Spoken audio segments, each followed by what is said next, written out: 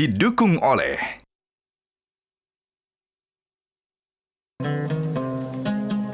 Assalamualaikum pemirsa, Anda menyaksikan perjalanan suci yang akan menghadirkan beragam informasi terkini dari Tanah Suci dan memantau perjalanan jamaah haji Indonesia. Saya Indra Maulana, inilah perjalanan suci. Menjelang puncak ibadah haji, Menteri Agama Nasaruddin Umar selaku Amirul Hajj Indonesia resmi memberangkatkan rombongan untuk melaksanakan tugas negara di Tanah Suci. Menteri Agama Nasaruddin Umar menegaskan tugas Amirul Hajj sesuai Undang-Undang Nomor 8 Tahun 2019 adalah untuk memimpin misi haji Indonesia dan melaksanakan diplomasi penyelenggaraan haji di Arab Saudi. Turut serta dalam rombongan antara lain Wakil Amirul Hajj Romo Muhammad Syafi'i, Kepala BPH Muhammad Irfan Yusuf hingga Penasihat Presiden Muhajir Effendi dan Jenderal Purnawirawan Dudung Abdurrahman. Hingga 29 Mei 2025 tercatat sebanyak 482 kloter telah diberangkatkan ke Tanah Suci dengan total 180.734 jamaah haji reguler, ditambah lebih dari 15.000 jamaah haji khusus yang juga telah tiba di Tanah Suci. Menjelang puncak haji, seluruh jamaah haji Indonesia kini sudah berkonsentrasi di kota Makkah. Hari ini Amirul Hajj terbang ke Saudi Arabia menggunakan pesawat Garuda dengan menjalankan tugas negara sebagai amanat Presiden Bapak Haji Prabowo agar memastikan jemaah haji Indonesia ini insya Allah mendapatkan pelayanan yang baik. Sesuai Undang-Undang Nomor 8 Tahun 2019, Amirul Hajj bertugas memimpin misi haji Indonesia dan melaksanakan tugas diplomasi haji di Arab Saudi selama musim haji. Kita akan bertemu dengan sejumlah otoritas di Arab Saudi untuk mendiskusikan berbagai macam penyelenggaraan haji, terutama di masa-masa akan datang. Memegang Ka'bah atau bahkan mencium Hajar Aswad menjadi keinginan besar dari banyak jamaah haji yang beribadah ke Masjidil Haram. Kita akan bergabung dengan Iqbal Himawan untuk menggambarkan situasinya di sana.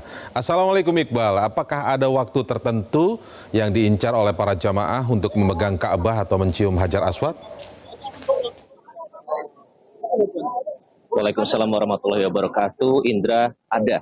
Biasanya kalau setelah selesai melaksanakan sholat lima waktu berjamaah di Matok ini adalah area pelataran di sekitar Ka'bah. Biasanya jamaah haji berduyun-duyun datang lebih awal, mungkin 1 jam atau setengah jam sebelumnya untuk melakukan tawaf. Kemudian mendekati waktu azan, mereka biasanya mulai membentuk saf per baris, 1 baris, 2 baris, 3 baris. Nah, di saf yang terdepan dan saf kedua itulah yang biasanya diincar oleh para jamaah haji untuk nanti setelah selesai melakukan sholat berjamaah, mereka langsung menuju ke arah Hajar Aswad dengan harapan untuk bisa mencium Hajar Aswad tersebut. Ya, karena itu biasanya memang mereka mendekati Multazam atau Rukun Yamani untuk nanti mereka melaksanakan sholat berjamaah di sana.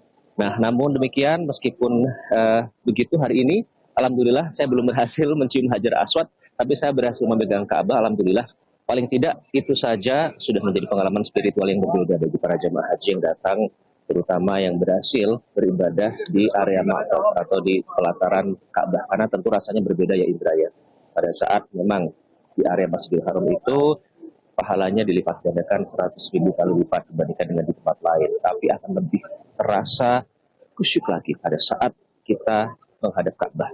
Di depan kita persis. Nah, itu memang suatu perasaan yang berbeda. Meski demikian ditegaskan, ini saya mengutip dari hadis riwayat Bukhari Muslim bahwa mencium Hajar Aswad ini hanya meneladani Rasulullah. Artinya memang dulu Rasulullah Shallallahu Alaihi Wasallam setelah selesai melaksanakan tawaf memang mencium Hajar Aswad, tapi hanya meneladani. Bukan berarti batu tersebut memiliki daya magis atau apapun itu. Jadi ini supaya meluruskan bahwa memang untuk mencium Hajar Aswad tersebut hanya untuk meneladani Rasulullah Shallallahu Alaihi Wasallam. Dan tentu saja penting diingat bahwa jangan sampai karena obsesi untuk mencium Hajar Aswad bisa menyakiti secara fisik dan makanya yang sudah berada di tempat yang sama, Indra. Ya, dengan berbagai tantangan yang ada, bagaimana jamaah Multazam Utamatur mempersiapkan diri jelang puncak haji, Iqbal? Tantangannya besar, Indra, selain cuaca. Mungkin kalau cuaca di sini saya merasakan agak berbeda ya, karena meskipun panas terik sampai 40 derajat, bahkan mungkin lebih dari itu, tapi saya tidak merasa di sini itu lembab, atau kalau di Indonesia biasanya dengan suhu yang seperti itu langsung berkeringat, tapi di sini dengan suhu seperti itu kami tidak berkeringat yang ada di sini, namun cukup menjadi kendala tersendiri karena rasa haus itu lebih cepat datang. Tapi beruntungnya tentu saja ada air zam-zam yang tersebar di seluruh Masjidil Haram.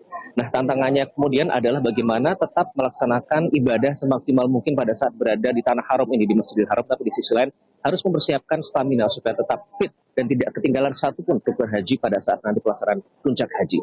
Saya sudah berbincang dengan beberapa jamaah Multazam Utamatur, mereka memiliki trik tersendiri atau strategi tersendiri, berikut beberapa di antaranya. Selain kita mengikuti yang wajib ya, untuk sunnah bila kita mampu, karena kami masih butuh energi yang besar untuk mengikuti ibadah wajib. Untuk tidurnya harus kita cukupin, makan yang cukup. Udah beberapa hari kami di Mekah ini, kami yang jelas banyak-banyak berdoa, semoga diberi kemudahan, diberi kekuatan, diberi kesehatan untuk melaksanakan ibadah haji tahun ini. Di samping itu kami melaksanakan kegiatan-kegiatan yang sudah diarahkan oleh pihak Multazam Tour. Mengingat jemaah haji mulai berdatangan dan lokasi di Masjidil Haram sangat padat, ditambah dengan cuaca yang sangat ekstrim, air minum sehari-hari, jangan lupa tetap makan. Kalau mau beribadah silahkan lakukan dengan sebaik-baiknya, namun tetap dengan memperhatikan kondisi tubuh masing-masing. Jangan terlalu dipaksakan, karena yang pasti kita semua harus siap ketika nanti pelaksanaan puncak ibadah haji.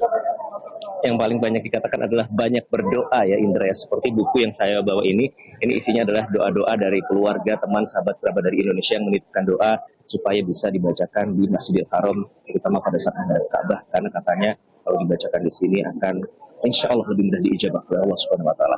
Demikian, Indra, kembali ke studio. Baik, terima kasih Iqbal Himawan atas laporan Anda pada malam hari ini waktu Indonesia Barat, dan selamat beribadah untuk Anda, Iqbal Himawan. Terima kasih. Yap. Demikian perjalanan suci kali ini. Semoga informasi yang kami sampaikan tadi bisa mengiringi perjalanan jamaah haji Indonesia di Tanah Suci untuk menuju haji yang mabrur. Nantikan perjalanan suci hanya di Metro TV. Saya Indra Maulana pamit. Terima kasih. Wassalamualaikum warahmatullahi wabarakatuh.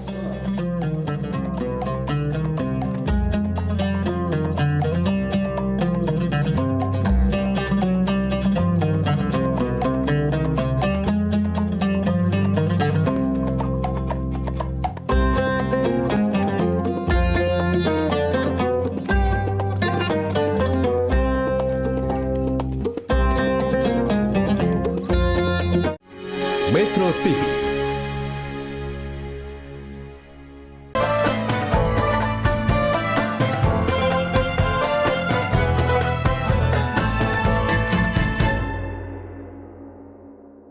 Didukung oleh jelajahi cara baru mendapatkan informasi. Download Metro TV Extend sekarang.